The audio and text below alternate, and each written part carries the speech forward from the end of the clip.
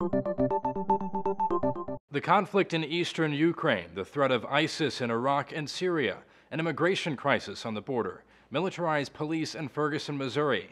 These issues and many others await members of Congress as they return to Washington Monday after a 5-week summer recess. But there's not a lot of optimism that the 113th Congress will actually manage to address any of these issues before the midterm elections in November. This Congress is looking at this next 2 weeks where they're on the Hill as a sort of a lame duck period, right? And trying to do the bare minimum. Even if they're going to be back for 2 weeks, what are they going to get done in 2 weeks? Instead, the expectations placed on Congress are fairly simple. Keep the lights on.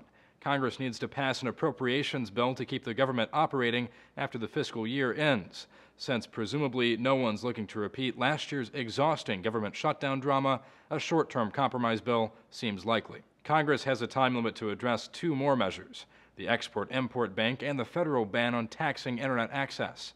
Again, short-term extensions are the most likely solution, but each issue contains potential controversy points which could stall legislation. Beyond that, both chambers have lined up a battery of symbolic, politically charged bills to debate, none of which are actually expected to pass. That's due to both lack of political will and lack of time. After all, Congress isn't planning on sticking around for long. With the midterm elections just 2 months away, legislators are itching to get back home and campaign for re-election.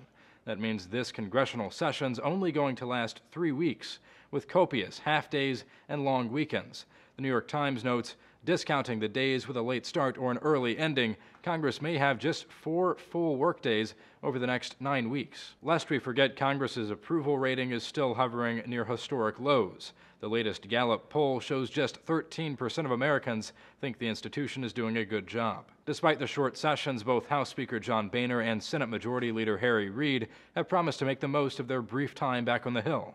Boehner told reporters this week to expect a brief but busy session, while Reid previously stated there will be no weekends off for senators. Absent congressional approval, there isn't likely to be any high-profile action from the White House either. President Obama has already deferred any action on addressing the immigration crisis until after the midterms. For Newsy, I'm Zach Toombs.